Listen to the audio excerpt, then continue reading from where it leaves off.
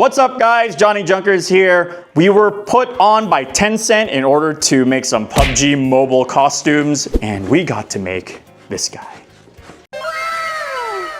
After like 5 years of being their lone survivor, they realized I can make stuff. So they allowed us to make their 7th anniversary skins, and it was a dope project. I named him Fifi.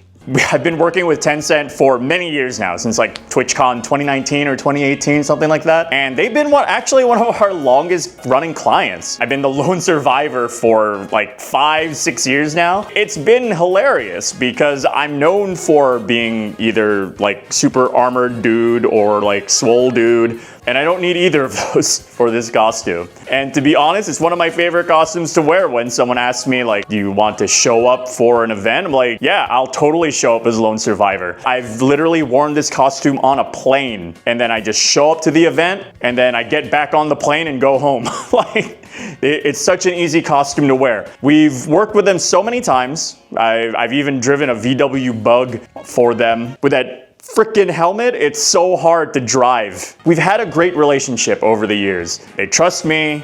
They treated me really well. They never knew I could make stuff. I don't know why. I keep telling them that. I showed up one time because I was tired of carrying that big old Lodge pan, but their iconic cast iron pan, I designed and printed one. And it's so much lighter. Like, I don't know how to properly communicate how light this is, but it's pretty darn light. And then they realize, they're like, hey, that guy can make stuff. I'm like, yeah, I can make stuff. And they're like, hey, our anniversary's coming up. Like, all right, yeah, let's do something crazy. And so they allowed me to do something crazy. It was great. I hope you guys stick around for the build because I am super stoked to be able to finally make something for one of my longest running clients. What's that? What's that, brother? Normally a 3-week deadline is not that big of a deal.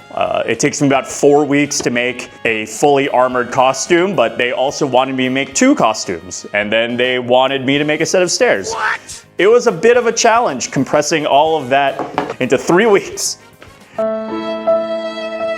They were nice enough to provide the models, which was pretty dope, but at the same time, those models are not ready for wearing. So that got sent off to Chad at Hoku Props, and he did a really great job. And the last one, honestly, is the stairs. The stairs were very difficult in order to make in their specifications, right? I told them what I thought that I was gonna make, and then when they showed me the art, I went, oh, that's quite different. All right, so we'll make it work.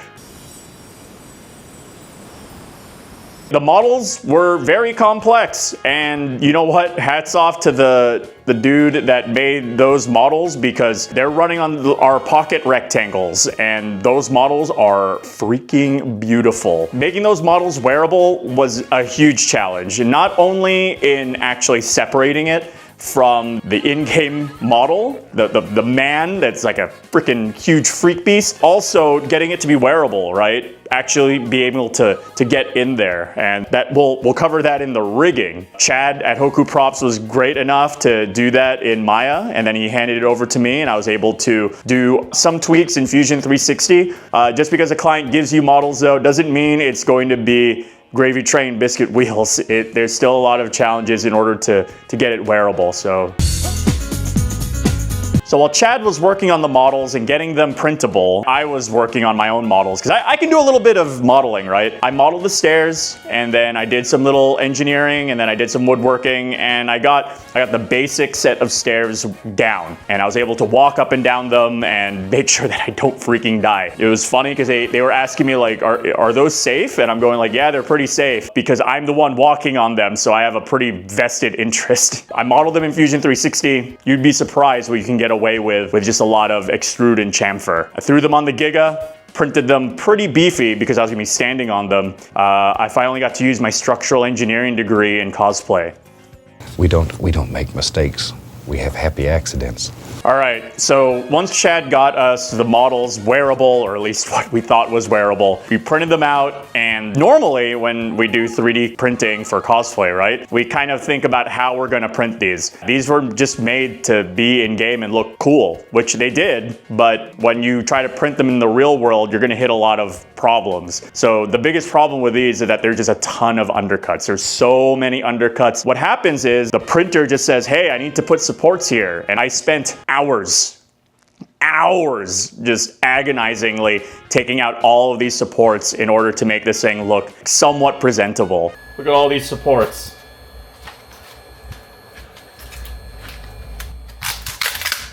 Just because they give you the models doesn't mean you're A-okay. You're still gonna have to wrestle with some issues. But I will give it this, these models are gorgeous. Once we got them printed and once I dealt with all of the supports, the sanding was also a giant pain because not only, again, rooting from these were not designed to actually be made. You have a lot of seams in very difficult to deal with places. You have a lot of these ugly undercuts that now have dirty supports under them. You just have all these crevices to get up into. So not only was there a lot of armor to deal with, but there was just a lot of surface area and a lot of like little nooks and crannies to get up in there in order to actually sand them and make them look presentable. A lot of sanding went into this, so much sanding. I mean, that's kind of the game with 3D printing. If you want to get good, you just gotta stand outside and suffer and sand. That's pretty much it. That's pretty much the secret. TLDR, sand, and you'll get good. I'm a bit reluctant to put this in the video, but I'll just fess up. Whenever I cosplay, I try and choose characters that only have like 3 colors maximum.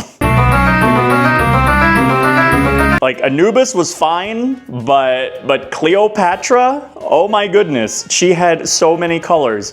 This made the painting so difficult because not only she had gold, she had teal, she had blue, she had purple. Like the more colors you have, the more complex things get. At least for me, I have to resort to hand painting, which I would rather avoid. Cleopatra was definitely difficult, and not only did both Anubis and Cleopatra have face masks that was your permanent makeup, so it's like, don't screw those up. They also had multiple colors. I think Anubis alone, had red, gold, silver, and black.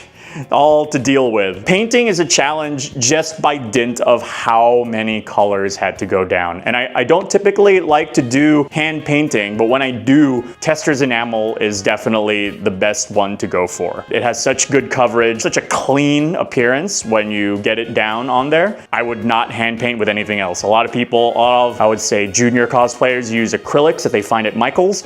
Don't use those. Please don't use those. Tester's enamel is really the only choice you have in order to have a really great finish, in my humble opinion. Colors.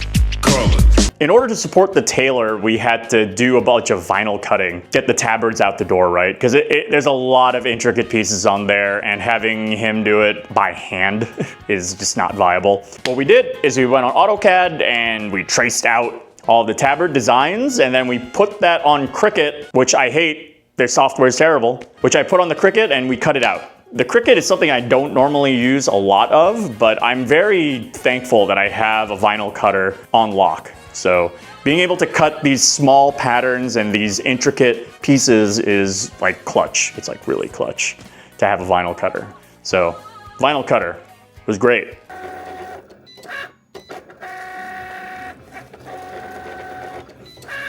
Thankfully, we got everything out the door. 2 armored costumes and a set of stairs in 3 weeks is kind of a beast in order to do. So thanks so much to Hoku Props and all of my friends that came over on the weekends to help out. It was great. So we went to the Egyptian building out in Chino Hills. We did some photo shoots and we did some video shoots, got some dope footage, and hopefully headquarters will bring out something awesome and we'll get to see it. But I am super happy with both of the costumes. I gave them the Cleopatra helmet because I thought it would look really dope on someone's desk because that thing looks sick. That thing looks sick just by itself. And I have the Anubis helmet. Actually, let me just put it on camera. This thing is so sick. It just looks so good on camera. It looks so dope. And the way that I get into this stupid thing is I have this like itty bitty amount of clearance. I can open it a little bit and I have to just shove my head in there. It's wild. Thanks so much, PUBG Mobile, for having us on one of your awesome projects, and thank you for watching. Peace.